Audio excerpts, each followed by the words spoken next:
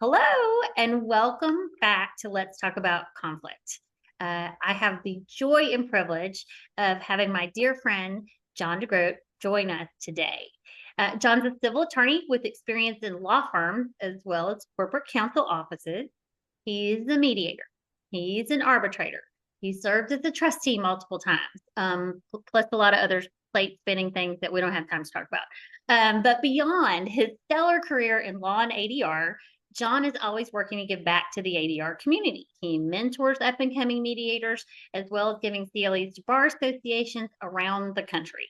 And if you don't know what CLEs are, it's what all we lawyers have to take to keep our licenses active. So it's kind of a gift of love for somebody who's good at what they do to share with their community of lawyers. Being an Eagle Scout himself, John has devoted countless hours in service to the Boy Scouts of America. And if you really want to get him to get a belly laugh happening better than anything else, get him to tell you a story about his wife or his three sons, or maybe even his siblings, because his family is truly the joy of his life. John, thank you for being here. Hey, thanks, Lynn. I'm fired up to be here. And we'll throw in questions about those two rescue labs too. And it's a whole menagerie at home. So thanks for having me here, though. Yes, so the plate spinning never stops, right? Never.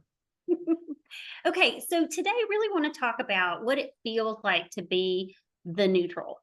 We've talked about in prior episodes, so for anybody listening to this one, but you haven't heard this podcast before, if you go back a few episodes, you'll hear about mediation itself, about the process of arbitration itself. But today we're really going to talk about being the neutral. What's it like to be the mediator or to be the arbitrator where you've got to manage the process? And they're very different, right? Absolutely.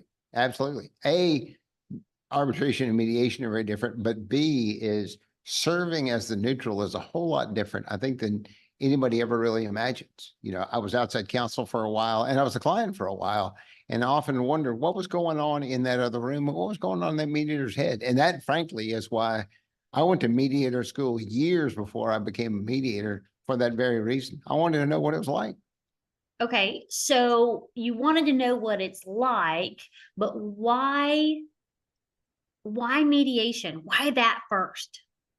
Well, so, and I think you know, but I was a head of litigation for a worldwide consulting firm with about 17,000 employees. And as you can imagine, we had our share of disputes in the United States and beyond. And we often used mediation as a way to address our docket. And if you can get it done earlier, why not, right? And but I found myself sort of judging my success in different cases, and thought, I think I could do better if I know what's going on in the other room.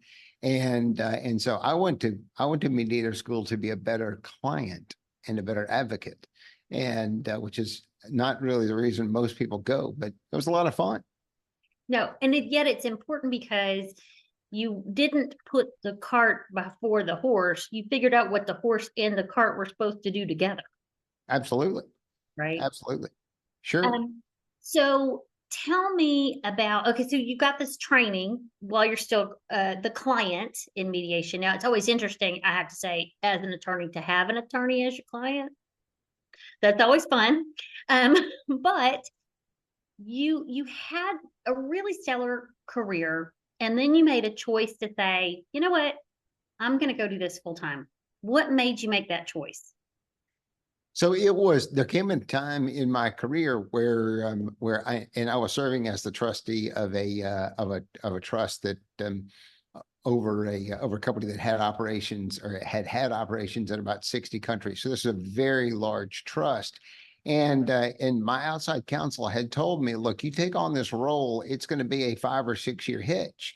And the work is going to slope down over time. And at the same time, I remembered back to mediator school, where Lee J. Berman, who's the mediator who taught me, said, the trick is, if you're going to be a mediator, there's this slope up where you start really, really slow and it builds up. And I said, hey, this is great. I could run these two curves together. I could stay full time and actually have my family eat in the process. And so the timing was absolutely perfect. And yet, a lot of people start down this road and it's struggle. They do. They do. I remember not too long ago having a conversation with one of my sons who said, you know, Dad, what's it like to run your own shop? And I said, well, it's good and bad.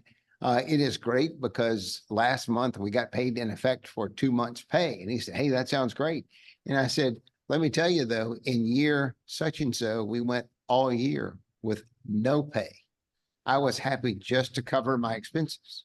And so if you're not ready or not able to hold your breath that long, it is a challenge. Yeah. And we've talked about this before, and I don't want to spend too much time on this, but the kind of going thought in the mediation world, not arbitration, but mediation world, is if you want to be a full-time mediator where you are feeding yourself and profiting as a mediator, it's about a 5-year stint, right? To It is. profitability. It is. And in fact, I ran, because I knew we were going to talk. I ran the numbers today, and I don't mind telling y'all, telling you, telling everybody that in year one, I had 3 mediations. In year two, I had 17 mediations. In year three, I had 21, and then it started to double until we were at capacity. But I did not hit capacity until about year 5.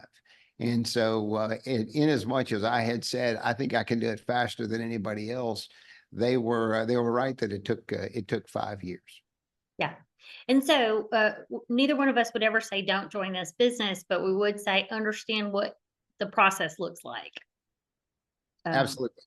Yeah. And I mean, the numbers are the numbers, and truly go to several different mediators and say, tell me what year 2 was like. Tell me what year 3 was like. Did you ever think, hey, I'm not sure the business is going to come?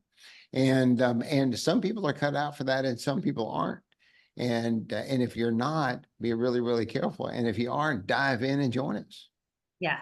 Well, as long as you have some of the other things we're going to talk about. Well, sure.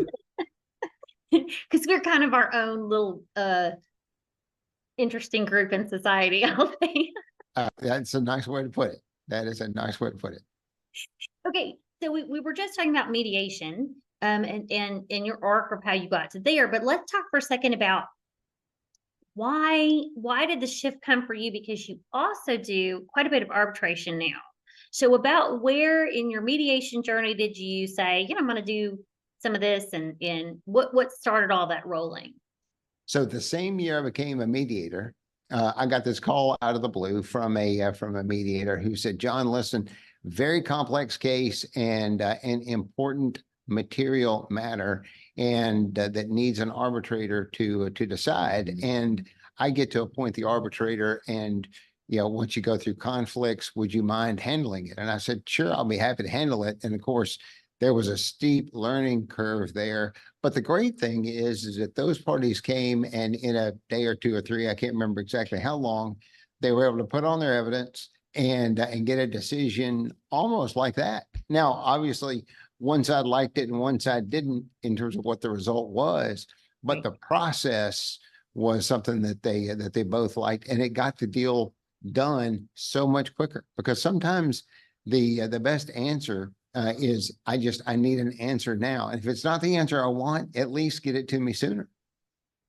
And I know that you and I have had conversations about what's known in our world as a med-arb, a mediation that has an arbitration on the other end of it. So basically, we're going to see what we can do on our own, but at the end of the day, we need a final decision. Is that something that you have seen more or less, or just kind of has a place when it has a place? So I've done it a couple of times. And by the way, there's also a subset that I want to hit in a second, but I've done it a couple of times, particularly, and I tend to handle larger business intellectual property type matters, and where it may not be efficient to litigate. And some people will come and say, look, I want to mediate, and we'll figure out what the fair, quote unquote, fair result is. And if that doesn't work, John, will you just decide? Because I want to know on June the 13th of 2024, we're just done one way or the other. Either we'll come up with the answer ourselves, or you'll just decide. And that is a great service. There are some folks out there that don't like the idea that, you're a mediator, and so maybe you shouldn't be deciding. But I think that it's a great service. I will also add, and this we did just last night, was we put together an extraordinarily complex settlement agreement. And in paragraph 18 or 19 said, if there are any disputes about this agreement, DeGroote decides. That way we know we're never going to court, and the entire world is never going to know that we even didn't get along, that we didn't get along at any time. And I think that's I think that too is a service. Well, and we are in the service business. I think Absolutely. even the attorneys forget we're in the service business, but we are we as mediators are 100% in the service business, in the service of being an attorney is trying to figure out how to help your client get what they really want. And so it is a service. And that's one more added layer that you've developed over time to help folks, is what I'm hearing. Is that right? Sure. And in fact, so I will say, obviously there are ethical standards that we have to maintain and some other things, but at the same time, I was raised as a mediator that we need to always conduct the mediation this way, or always conduct it that way, or we can never do this. And I took those as true until I started my practice. And then people would ask for things like this med arb and or med arb. That's not how I pronounce it, but either way. And I would say sure, because I went back to a lawyer that pitched doing work for my old company one time. And he said, John, when you're in there deciding between those lawyers, just to understand, at the end of the day, your need is my specialty. And I laughed at that, but in mediation, it's really true. I can adapt to what the parties need. It needs to be fair. It needs to be bilateral and some other things. But you want to come here and mediate, and if it doesn't settle, be done with the case at 4:45, we can do that. You want to mediate outside? Got it. You want to mediate at your office? Good. And this practice has changed so much post-pandemic. I think most people would say an online mediation was a rare thing prior to 2020. Would you say that's fair?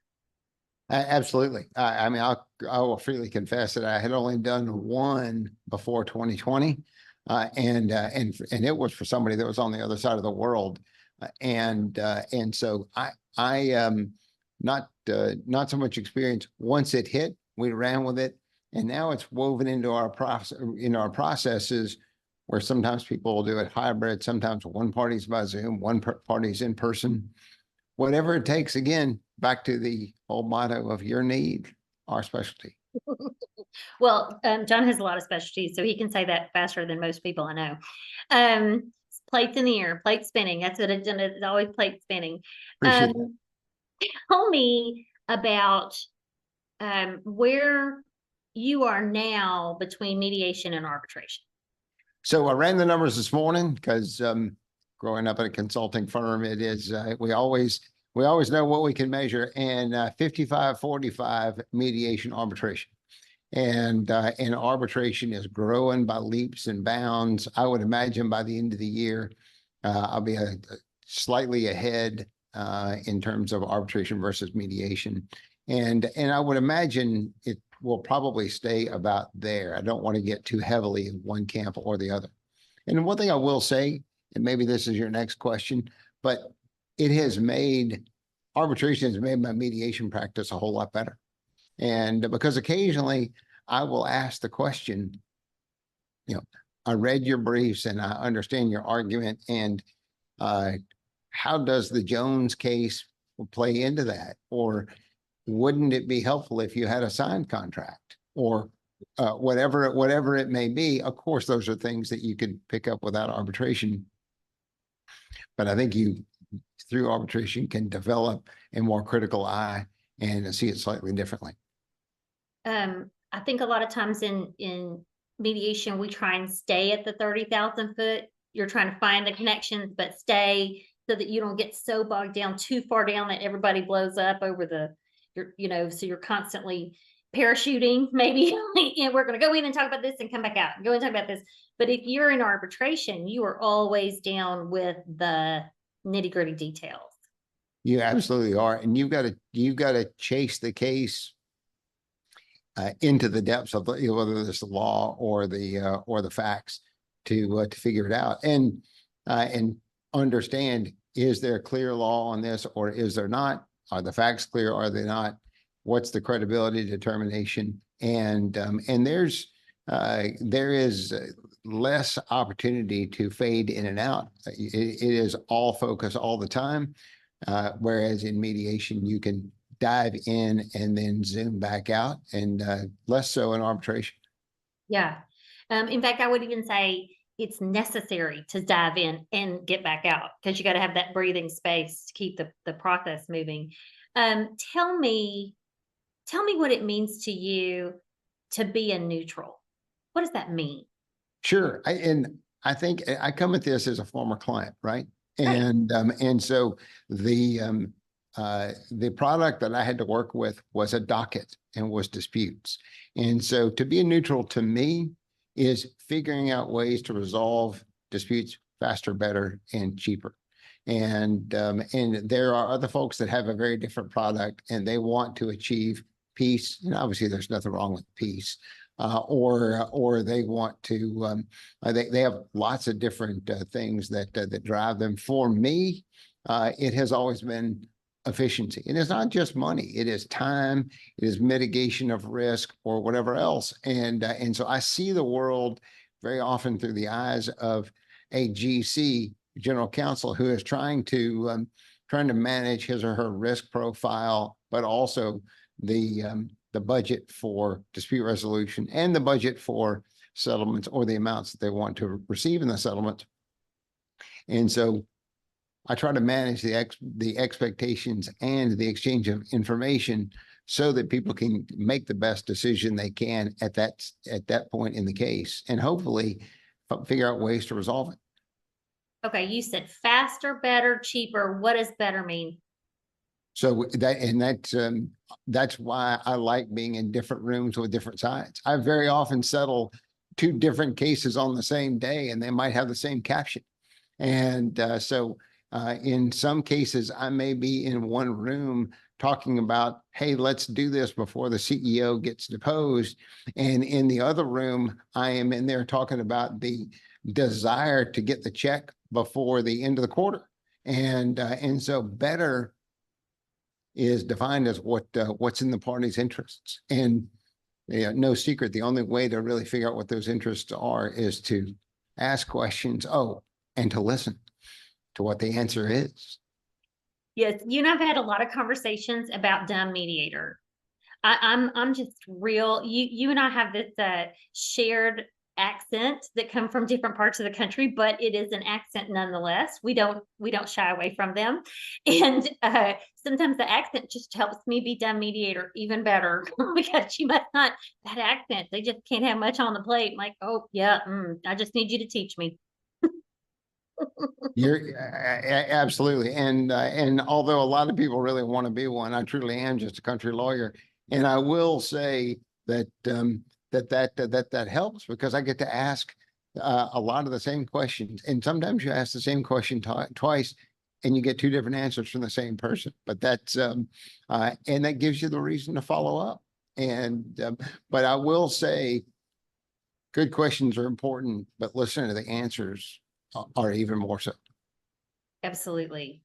When I'm serving as the mediator, I try very hard to make sure that the parties understand you have attorneys.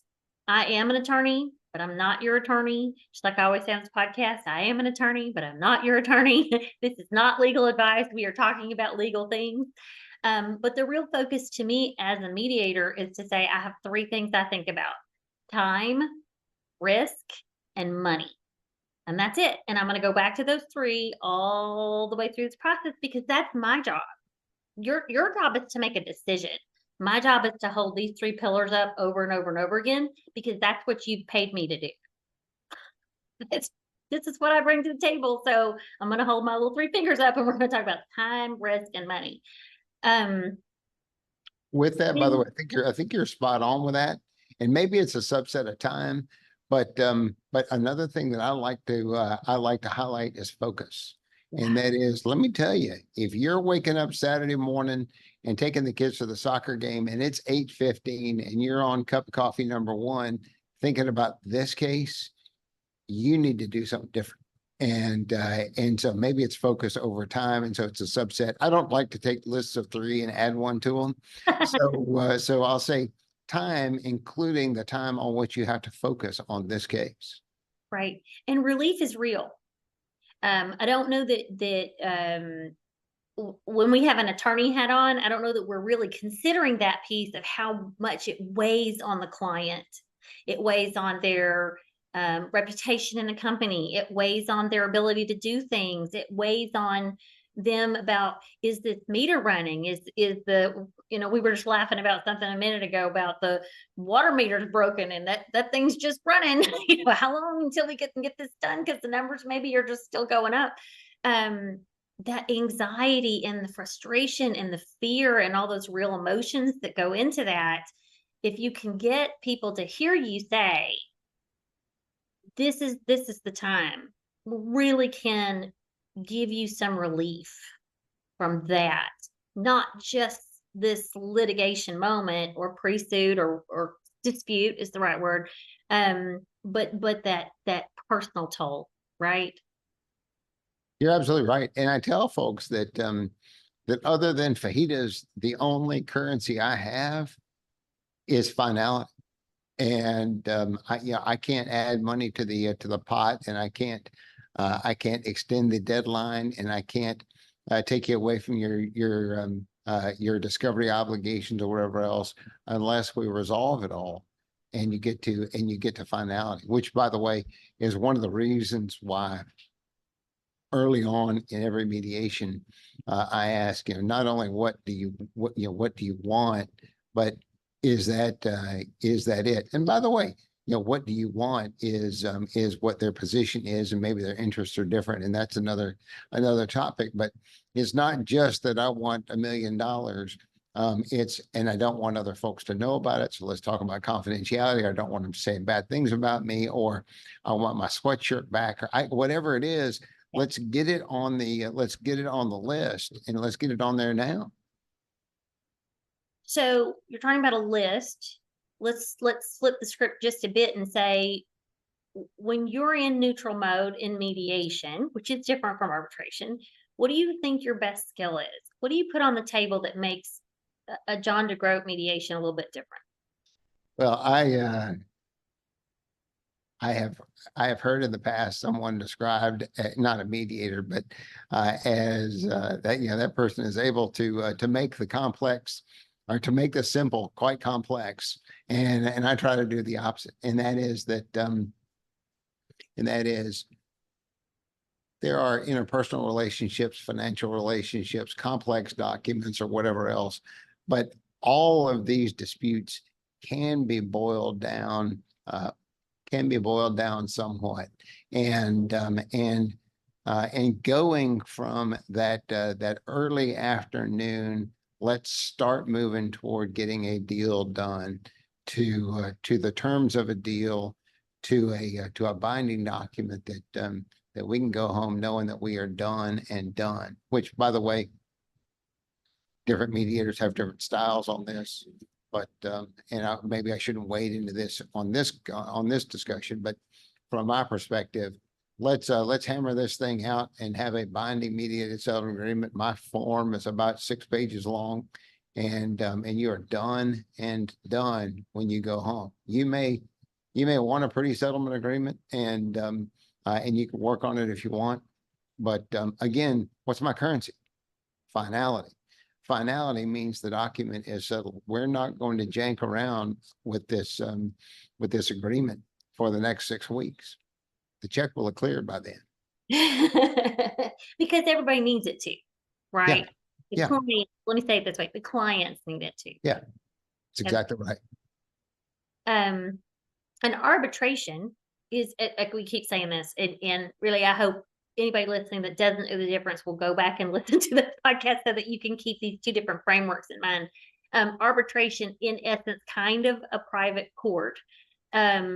Being so different, what would you say your special sauce as an arbitrator is? So that one also comes from me being a client, Yeah. but way back when I had an arbitration in New York that lasted about a week, and it was there was enough money on the line that, looking back, perhaps my career was on the line as the head of litigation for the old KPMG Consulting, became Bearing Point, and Eric Green was our arbitrator, and I think a lot of folks out there may know Eric Green. But what I will say is he was the lead arbitrator, and we had two wings, but he was fantastic. He dispensed justice because that's what he was paid to do, but he was fantastic at customer service, meaning, let me ask the question, let me listen to the answer, let me follow up.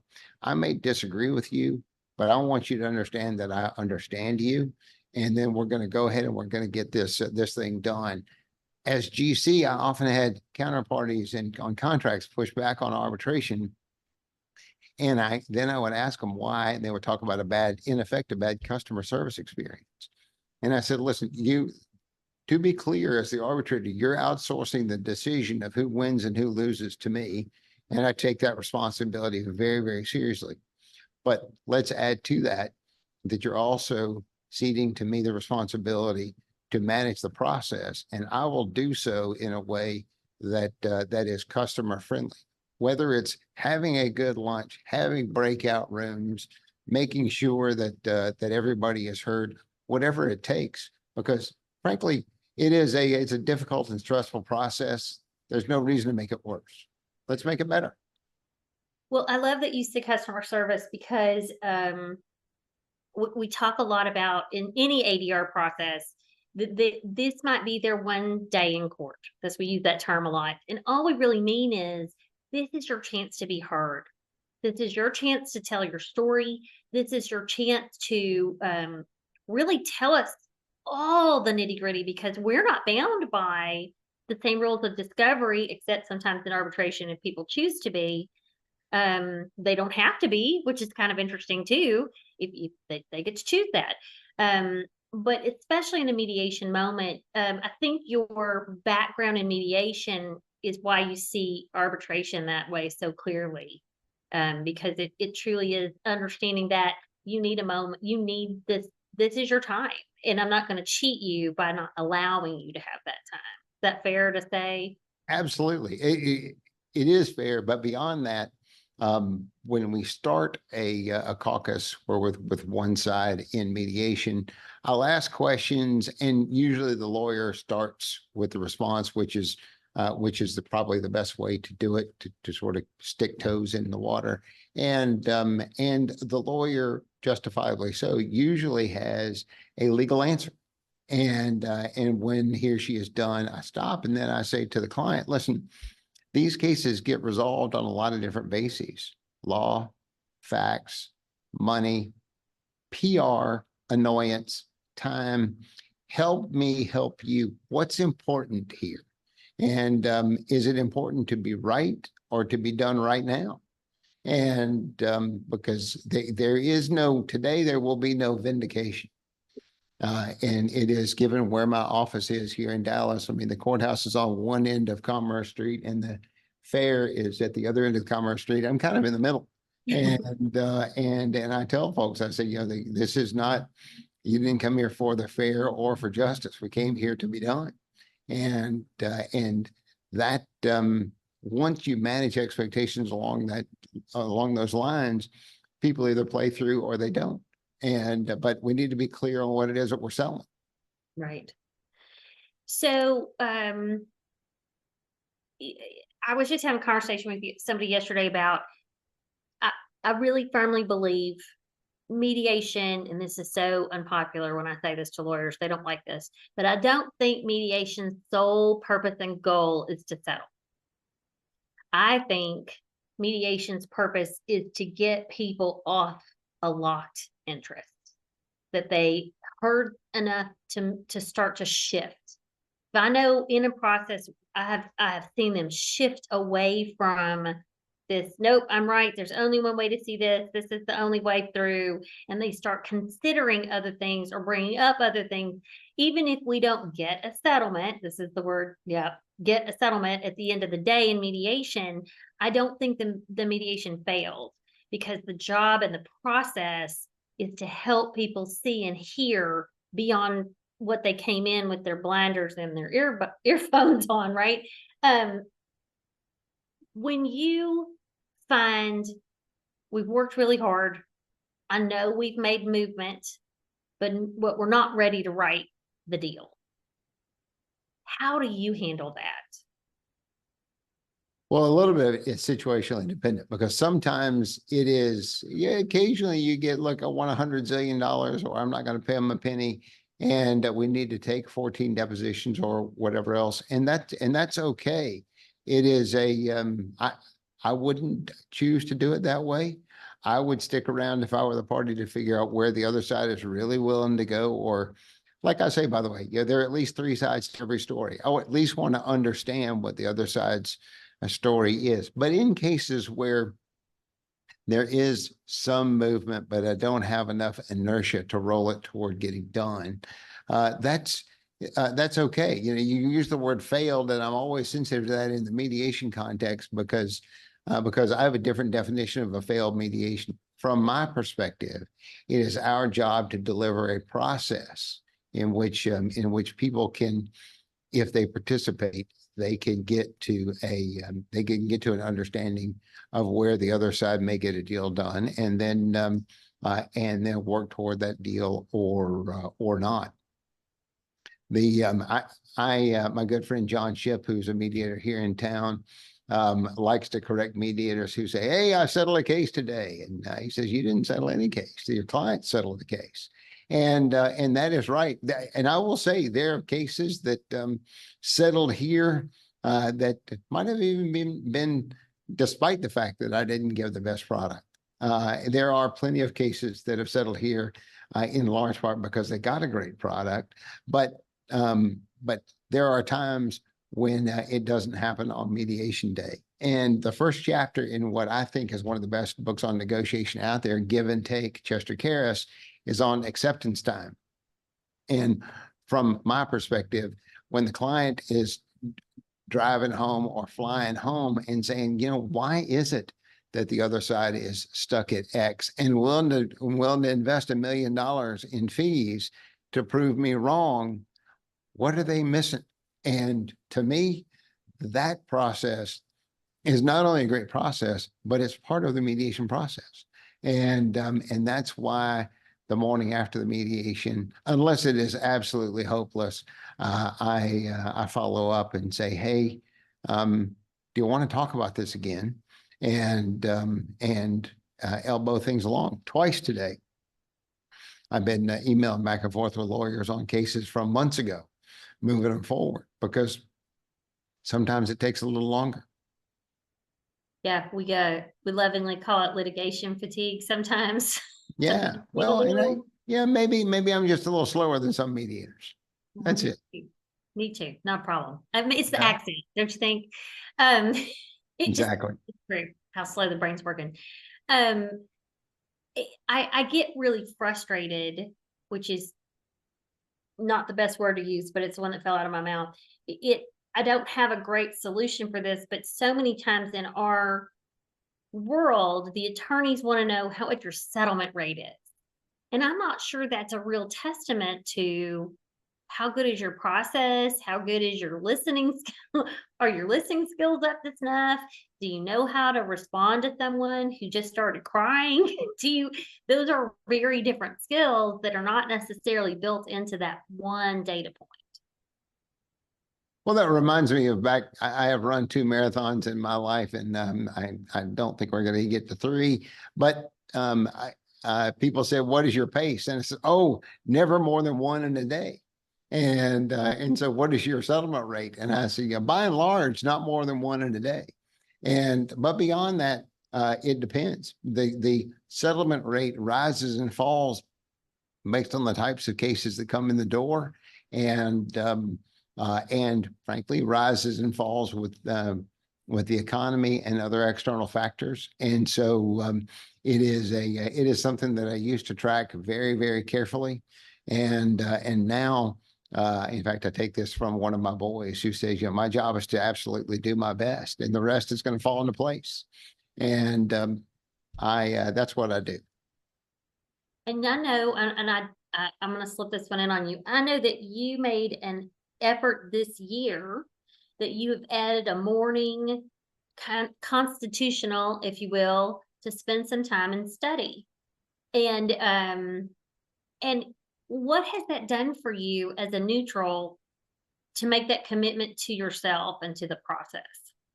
You know, and it really started with there's a book out there called Holding the Calm by Hesha Abrams, and she's a rock star mediator and just a great person, frankly. And I started by reading that one, and I highlighted it, and then I went back through and I highlighted it again. I've now read it 4 times. And I've got all sorts of notes. I'd love to say there's scribbles in the margin, but it's on my Kindle. And so it's but with all that said, it brings clarity because frankly, I have her perspective coming at me with the cases that I see. One of the things she said in the book is, I will be the person in the room that says we can get to a deal today.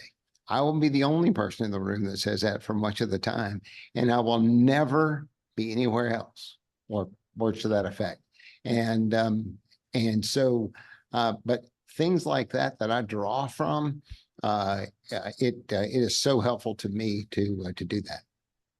It's just a very I'm very impressed by it. I just brought it up because I'm very impressed by the fact that you have been doing this for a little while, and yet you don't feel like you know everything. You know, it's still worth the time to say, let me put my brain back into this from an academic standpoint, but also from just what are other, to your point, Hesha, what are other practitioners out there doing? Well, and this is it's a dialectic where I do it one way, and then I'm going to draw from somebody somewhere else. I mean, you and I, right before this started, we started chatting about different perspectives on how to handle different things. I will be a better mediator tomorrow because of some of the things we chatted about, and no different than yeah. And you know the guys that I talk with all the time, John Shipp and Ross Stoddard and Chris Nolan. We bounce ideas, nothing confidential, but ideas back and forth. And occasionally one of those guys has a fantastic idea, and almost always they have a really good one. And I steal those with abandon, and occasionally give them credit. We'll just keep that between us and everybody else. But it is true. I am so grateful for the think tank I surround myself with, and you and I have had those phone calls about, so got a minute? Let me kind of tell you about the situation. And do you think I'm on the edge? Am I walking the line? Am I staying in my lane? In having the people you can talk that through with, back to your point, not breaking confidentiality and not sharing the details that are not allowed to be shared, but nobody is an island. And when you're in such a people service business that the neutrals are, having those individuals that you can trust and you can call and you can have that, a lot of times, I know, sometimes it's like, got 5 minutes on the text, the text bubble comes up, you got 5 minutes tomorrow or this, and it's great. And it's fun because we find a way to reconnect and then you kind of have to write notes, or I do. I've reached an age where my vintage says I'm going to write a few notes to myself so I don't forget. And it rolls back. Absolutely. Absolutely. Okay, so let's talk about mediators' proposals. And I'm gonna lead the path on this by saying, I came out with my master's in conflict resolution and was in law school when John and I met, and I had a real burr under my blanket about mediators' proposal. I just was adamant that you shouldn't do them, that it messes with the process. You give up confidentiality. You can't do the mediation if you're thinking about what you're going to serve them up I just had all of these very strong opinions. And with that, my dear friend who's joined us today, audience, John said, "Oh, Lynn, I think you're missing the point here." And we sat down and we talked about it for quite a bit.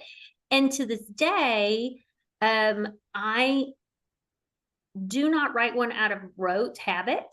It is not for me a given that you will get a mediator's proposal for me because I struggle with it a little bit. But I do put it in my agreement letter that I will write one if I think it's going to push things forward or actually close the case. If I think that you need to hear it from me, this is what it looks like, and you'll accept it. I think you might really just need that. That's kind of back to what we were talking about with that Mead ARB thing, some finality. People are looking for that. I don't mind writing one. When I tell clients at the beginning, which we kind of talked about, how do you let people know how the day is going to go? We've got different ways of doing that too. But when I start talking to the clients, I've already told this to the lawyers, but the clients, I explained to them what a mediator's proposal is and what it might look like at the end of the day. I said, but you need to understand, and I make this whole visual out of it. I said, you need to understand, if I move to that role, I am taking off my mediator's hat. I am no longer working in this true neutrality. I said, because I'm using information I've got from both of you to make a decision. That's been my piece with peace. As I'm still going on and on about it, my piece with the mediator's proposal. What do you think about them and how they're used? Well, and I'll start by saying, back when I was a client, I wrote I had a blog, and I wrote about how much I hated them, because I felt like people were coming to mediation to get 80% of the way there. And then I was on the plane home, and I might have had the CEO's ear during the mediation, and I didn't have it on the flight home. And then the next day, it may be hard to get radio airtime to make a decision or whatever else.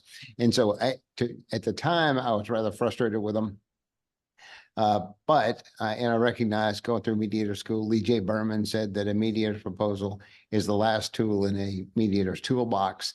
And it really is a last ditch effort. But that said, they can be effective. I will say that years ago, I had somebody stop payment on my mediator fee because I wouldn't give them a mediator's proposal.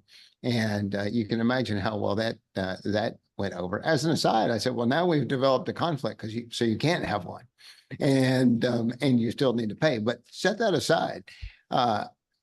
Going back to the proposal issue, there are times when they make sense.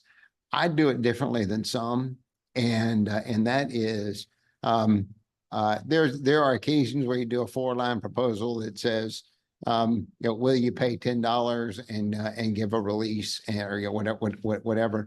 But my proposals tend to be about 7 pages long, single spaced, and it's a full-on settlement agreement. And I put in everything else that has been agreed during the mediation. We're going to return the sweatshirt by the end of the week, and we're going to repaint grandma's house, or whatever the issue is.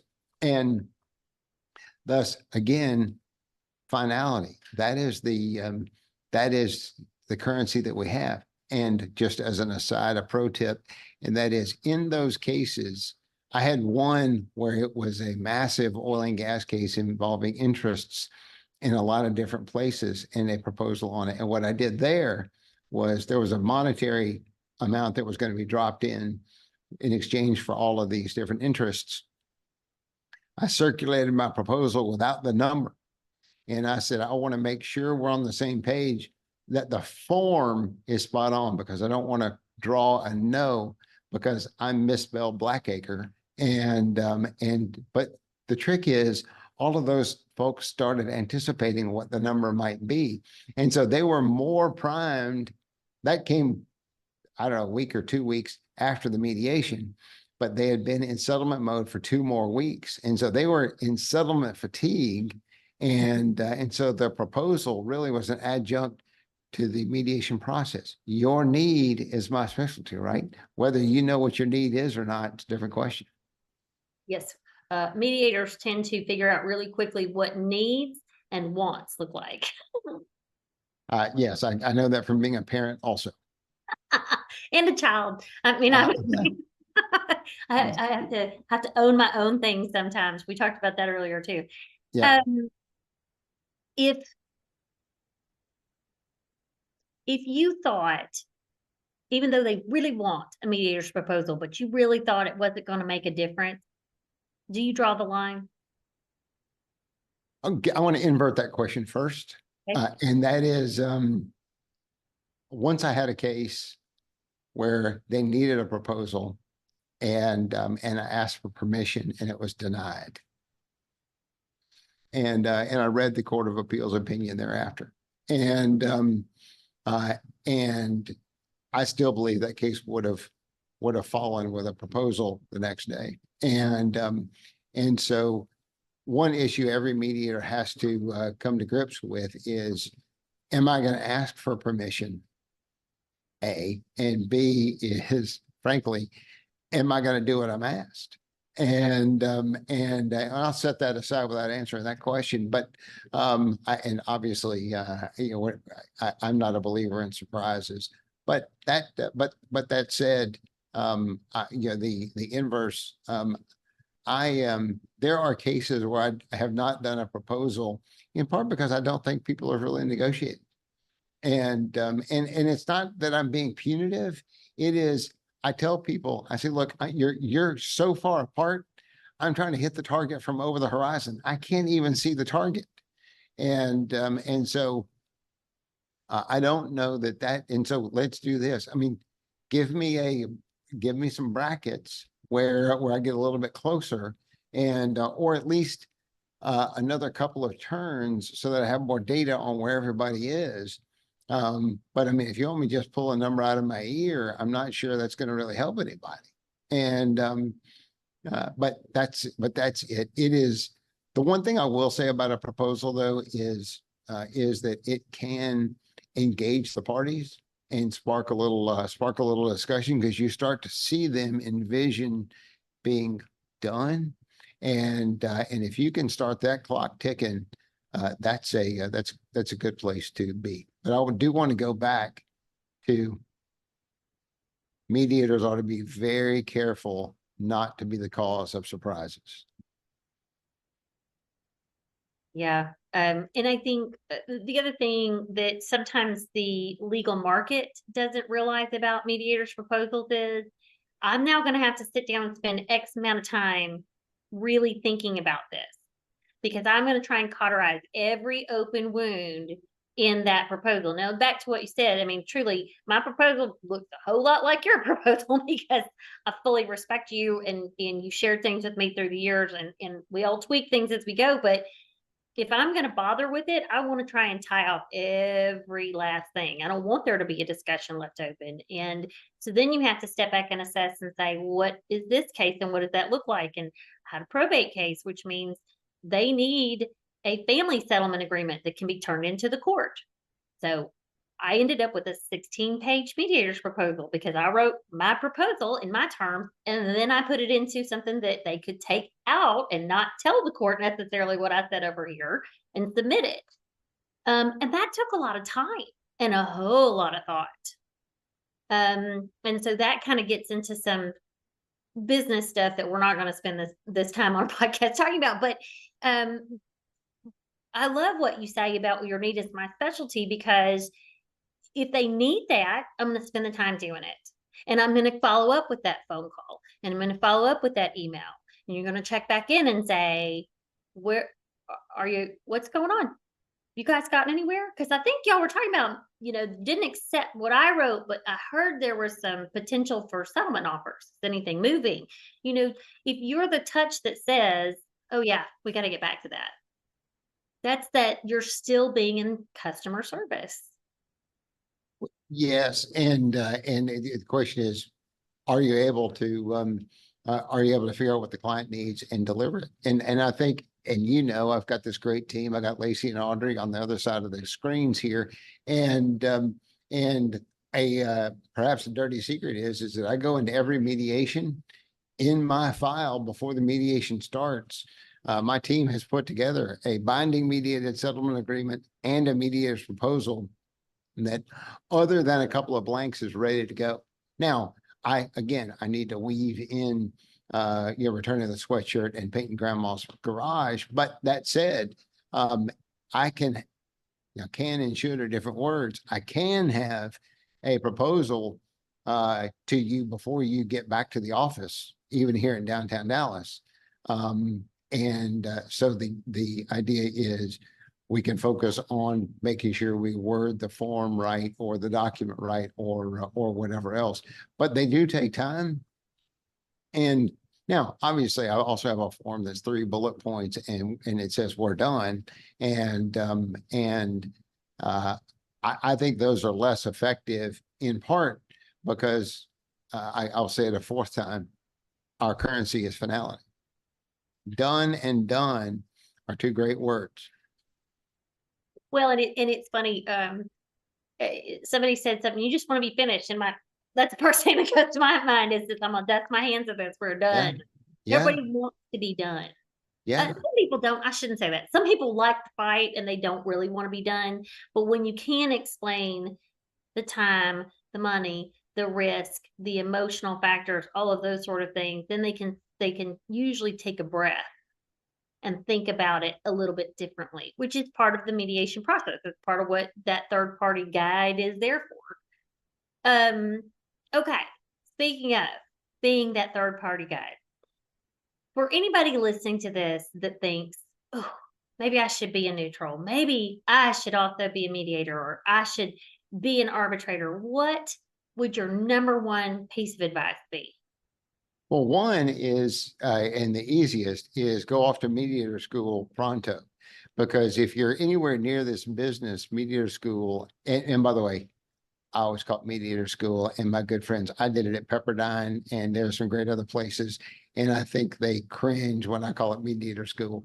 But going off to mediator school, you're going to learn plenty about other people and negotiation and communication and everything else, even if you never become a mediator. But then you can kind of decide, hey, could this possibly work? So do that anyway. Let's start with that. And anytime anybody asks me, that's what I do. And I give them the hyperlinks to a couple of really good schools, and they tend to go there and then come back and then we talk. So that's one. But then the other thing is ask yourself, what is it that I can do that other folks aren't doing? I will say though, that an ADR practice is very different than most. I like to say that you're allowed to work any 80 hours a week you want. And that would be true, except for the fact that if you're in an arbitration hearing or a mediation hearing, you don't always control that either. So understand you're giving up some control. The people that I think are successful these days in an arbitration practice are those that are running to something, meaning I want to go be a great mediator to deliver a better product or a product that people are going to want. The folks that are not as happy as they try to start their practices are folks that are running from something. Being a lawyer is hard. I want to do something different. Let me tell you, this is damn hard, and I love it. I have the best job in the world, but I will say that that if I had done this because I didn't want to practice law, there's no way I would have stuck with it. I tend to say the end of a really long, hard day, no matter what the outcome is, but at the end of that really long, hard day, I always say, my brain is just leaking out my ear now. Yeah. You just don't feel like it's quite, you've spent so much energy focused on the people that you go home. We both have families. You go home and you kind of go, I don't know if I can do this. Yeah. Like I'm just kind of little at this point. Yeah. No, it is and the other piece that you need to know is, and a lot of lawyers, between us chickens, a lot of lawyers are control freaks. And if you're a mediator, you control one thing, and that's what's lunch going to be. And so I can't tell you how many times I've laid out an offer that was, by anybody's estimation, except for the decider, a fantastic offer, and they didn't take it. and if your view of success is another notch on the table that you settle another case, never going to be good. You have to go back to, it's my job to deliver a process so that people can make a responsible decision. And I remember when I started all of this back at the very beginning, I wasn't sure I could leave it. Because you really do, you're going to spend that time and take on that burden with them, and you're going to sit with them and hold that. You're going to give them all the focus and the attention you can for that session to give them as much as you can and help them as much as you can. And I wasn't sure if I could leave it and go home. Was I still going to be carrying that problem? I hear attorneys talk about that. They can't leave the case and go home. They're still carrying the burden of their clients' cases. And so when people ask me about this and they tell me they want to get out of litigation because they keep carrying their cases home, my brain goes, no, I don't know if you're gonna. You have to at some point accept what your role is. Back to what you're saying. In that you did, if you did or didn't do the job.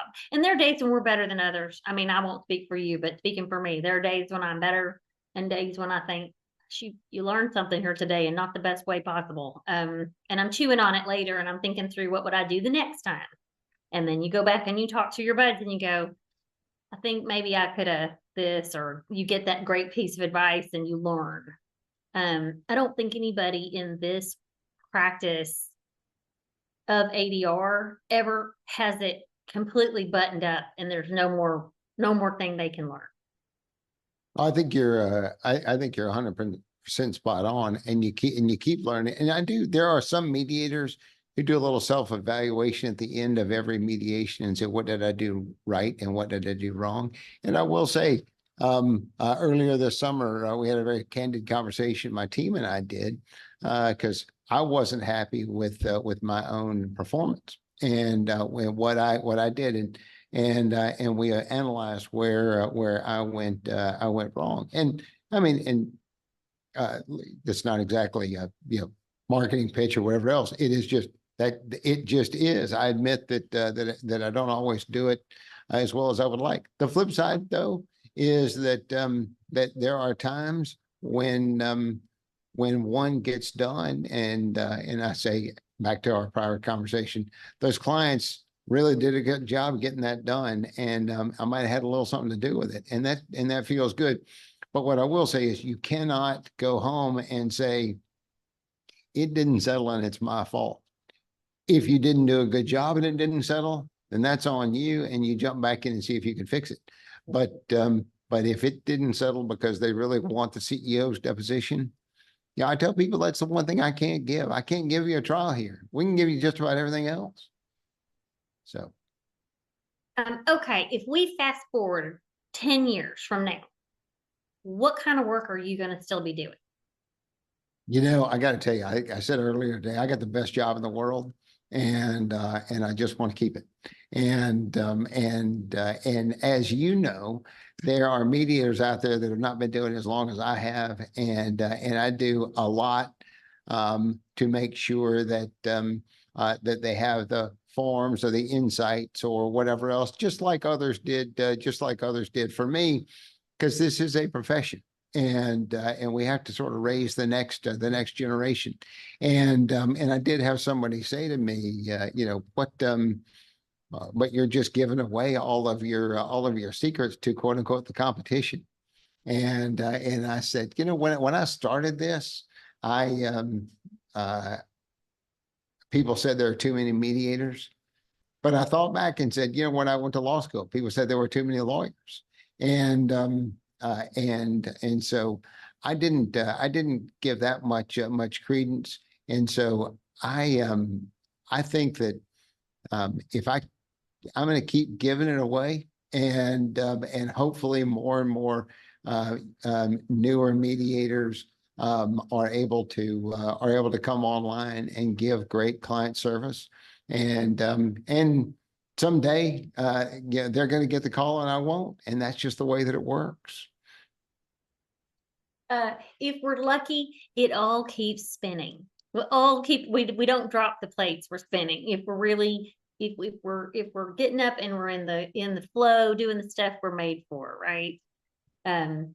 Well, and to a point that you and I have talked about in the past, and that is that not every mediator is right for every case. And so the call that I was just mentioned that I don't get, I may be getting a call in another case. And so 10 years from now, I'm doing the same thing. The one thing I will say though, is I will probably be doing a little more coaching, a little more mentoring, and a little more teaching, and maybe just as much of the other stuff, but it is and not as a business line, but it's a way to give back just like the folks gave to me.